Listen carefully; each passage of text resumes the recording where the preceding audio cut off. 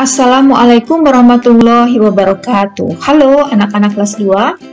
Selamat datang di channel kelas tematik. Kali ini kita akan melanjutkan kembali tema 1 yaitu hidup rukun. Subtema 1 hidup rukun di rumah. Pembelajaran 6. Baiklah, mari kita awali dengan membaca basmalah bersama-sama. Bismillahirrahmanirrahim. Tonton terus ya videonya hingga akhir.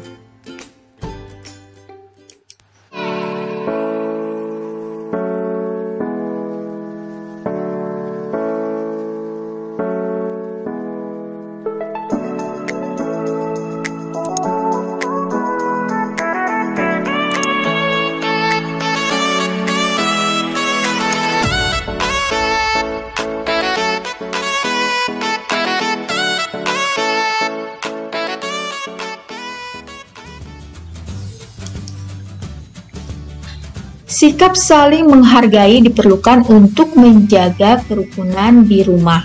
Ayah menghargai pendapat ibu, begitu pula sebaliknya.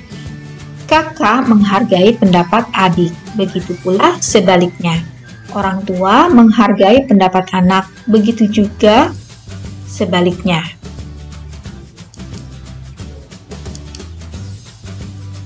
Ayo membaca anak-anak, bacalah dengan nyaring teks percakapan di bawah ini.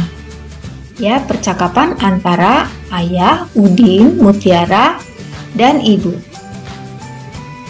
Ayah berkata, "Hari Minggu nanti kita akan berwisata. Kalian ingin pergi ke mana?" "Aku ingin pergi ke kebun binatang," kata Udin. "Bagaimana kalau ke pegunungan saja?" balas Mutiara. "Wah, ada dua pendapat nih, mana yang akan dipilih?" tanya ibu. "Liburan kali ini saya ingin ke kebun binatang," kata Udin. "Mari kita ambil jalan tengah. Ada yang mau mengajukan usul?" tanya ayah.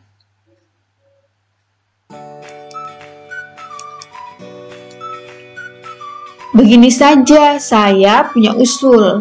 Liburan kali ini kita pergi ke kebun binatang. Liburan selanjutnya kita pergi ke pegunungan," kata Mutiara. "Kakak baik sekali. Maaf ya kak, aku sudah bicara terlalu keras tadi." "Baik, aku setuju," kata Udin. "Itulah manfaatnya kalau persoalan diselesaikan dengan kepala dingin," tambah ibu. "Kalian memang anak-anak yang hebat," kata ayah dengan bangganya.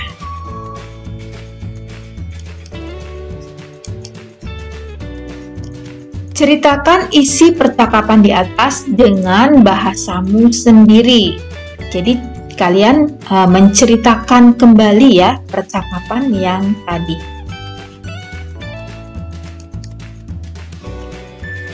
Ya, apa yang sedang dibicarakan dalam percakapan itu? Ya, Udin dan keluarganya berdiskusi atau bermusyawarah mengenai rencana berwisata pada hari Minggu.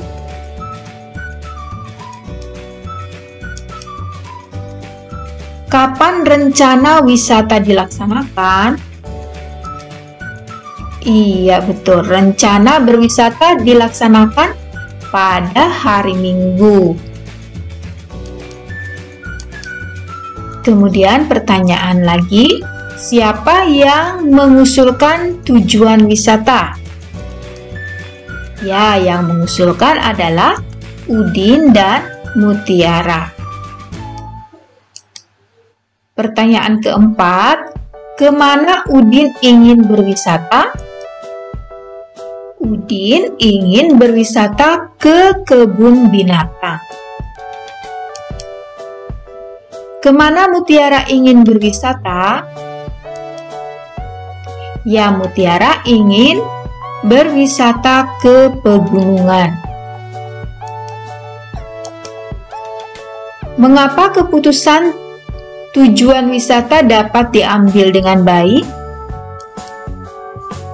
Ya, karena Mutiara mengalah pada Udin, sehingga wisata minggu ini ke kebun binatang, sesuai usul Udin. Dan minggu berikutnya atau liburan berikutnya wisata ke pegunungan, ya, sesuai dengan usulnya Mutiara. Ada saling menghargai pendapat, ya, dalam berdiskusi antara ayah dan keluarganya.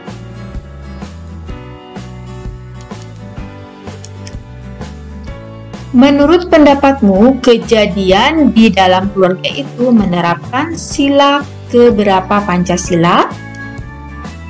Ya, sila keempat Pancasila, ya. Nah, masih ingat, ini adalah lambang sila keempat Pancasila, yaitu kepala banteng. Apakah ayah memberi kesempatan kepada anak-anaknya untuk menentukan tujuan wisatanya secara adil? Jawabannya, ya. Ayah memberi kesempatan kepada anak-anaknya untuk menentukan tujuan wisatanya secara adil. Yang ke-9, menurut pendapatmu, peristiwa itu merupakan penerapan sila keberapa Pancasila? Ya, ini jawaban alternatifnya, ya. Menurut pendapatku, peristiwa tersebut menerapkan sila keempat karena persoalan dilakukan dengan cara musyawarah. Masing-masing boleh mengemukakan pendapatnya dan saling menghargai pendapat yang berbeda. Hasil musyawarah disepakati bersama. Nah, sekarang jawablah pertanyaan-pertanyaan itu dengan kalimat-kalimat yang baik dan benar. Nah, tadi sudah, ya, dijawab. Kemudian setelah itu susunlah menjadi sebuah cerita. Ya, caranya jawaban dari pertanyaan-pertanyaan tadi kamu rangkai dan disusun menjadi sebuah cerita. Ya, contohnya seperti ini. Udin dan keluarganya berdiskusi atau bermusyawarah mengenai rencana berwisata. Mereka berencana berwisata pada hari Minggu. Udin dan Mutiara mengajukan usul. Udin mengusulkan berwisata ke kebun binatang, sedangkan Mutiara ke pegunungan. Musyawarah berjalan dengan baik karena Mutiara lebih mengalah pada Udin. Akhirnya mereka bersepakat minggu ini berwisata ke kebun binatang dan minggu selanjutnya ke pegunungan. Semua menerima hasil musyawarah dengan hati senang dan gembira. Apakah kamu pernah berbeda pendapat dengan kakak, adik, saudara, atau orang tuamu di rumah? Nah, ceritakan pengalamanmu bagaimana menyelesaikan perbedaan pendapat di rumah.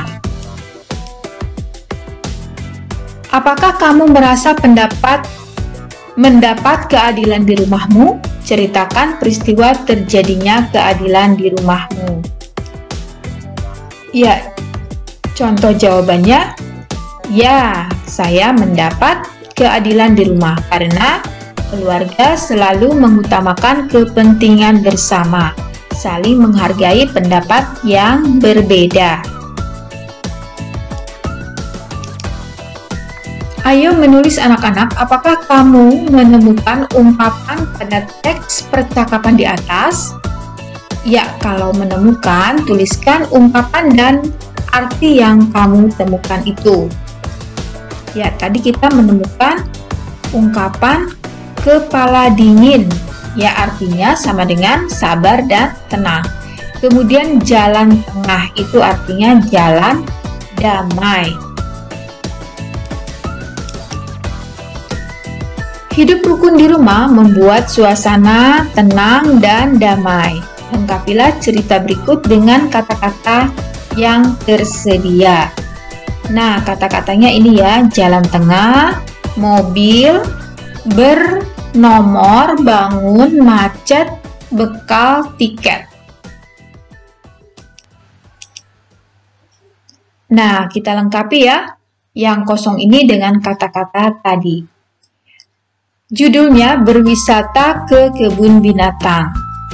Tujuan berwisata telah ditentukan dengan cara bermusyawarah. Setelah terjadi perbedaan, akhirnya keputusan dapat diambil jalan tengah. Akhirnya tiba waktunya untuk berwisata. Pagi-pagi Udin sudah apa ya?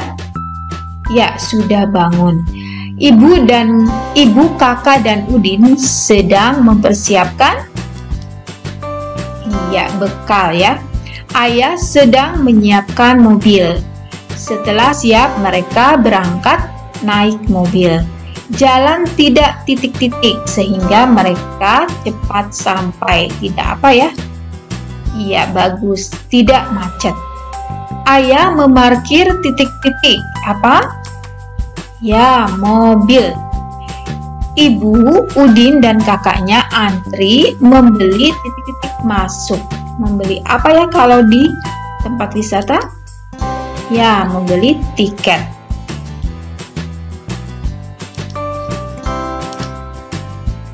Ayo mengamati anak-anak, carilah sebuah tiket bekas. Mintalah bantuan ayah, ibu, atau saudaramu dengan bahasa yang sopan. Laporkan isi dari tiket itu.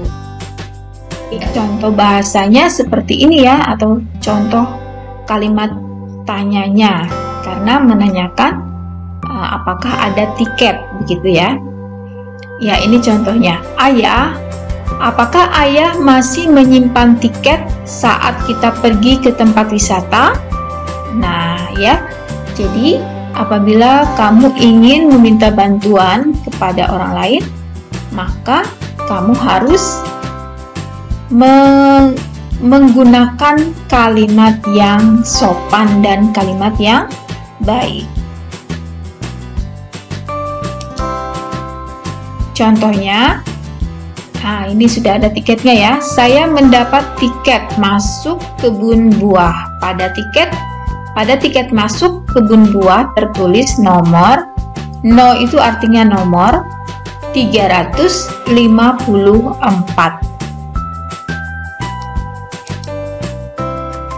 Perhatikan nomor salah satu tiket masuk ke kebun buah, yaitu bernomor 354. Ya, 354 itu adalah lambang bilangannya, sedangkan dibacanya 354. 354 atau 354 digambarkan sebagai kubu satuan sebagai berikut. Ya, ini ya. Di sini ada kubu satuan. Setiap kubus ini disusun ya menjadi 100 ya, menjadi seperti keping ya, kepingan.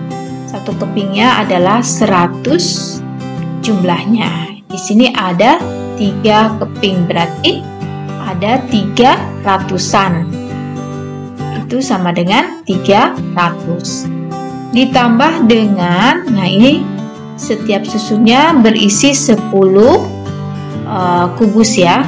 Jadi kalau ada 5 susunan seperti ini berarti 50-an atau 50 ditambah satuannya adalah 4. Ingat ya, satuan itu berarti jumlahnya yang kurang dari 10. Ya, misalnya 1, 2, 3, 4, 5, 6, 7, 8, 9 ya. Yang kurang dari 10.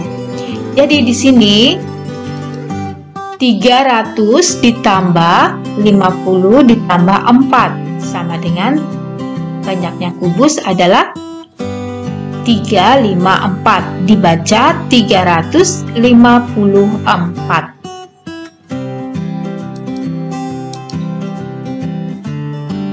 Bilangan 454 digambarkan sebagai kubus satuan sebagai berikut. 454. Nah, di sini ada keping kubus satuan ya. Setiap keping tadi ada 100 ya. Di sini ada 4, berarti 400-an. Ditambah dengan 50-an, ditambah dengan 4 satuan. Jadi banyaknya kubus ada 454, dibaca 454.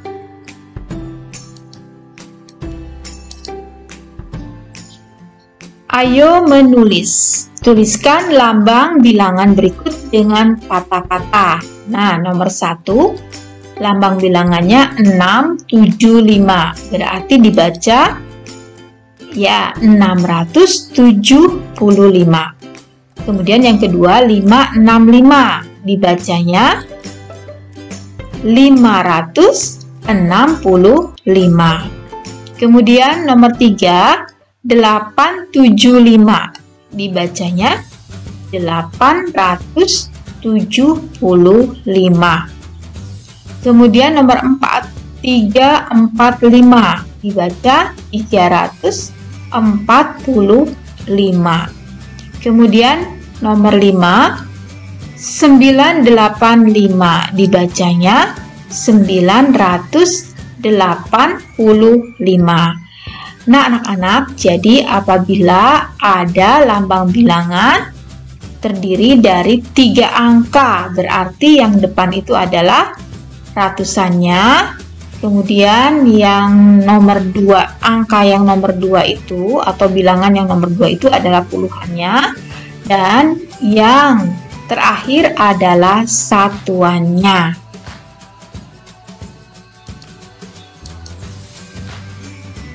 Kegiatan bersama orang tua. Siswa mengulang kembali cara menuliskan bilangan 3 angka dengan didampingi oleh orang tua. Setelah itu, siswa bercerita mengenai pengalaman kejadian di rumah yang mengamalkan sila keempat atau kelima Pancasila.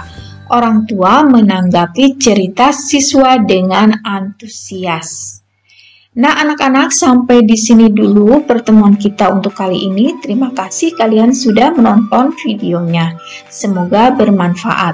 Mari kita tutup dengan membaca hamdalah bersama-sama. Alhamdulillahirabbil alamin. Wassalamualaikum warahmatullahi wabarakatuh. Sampai jumpa lagi di video berikutnya ya.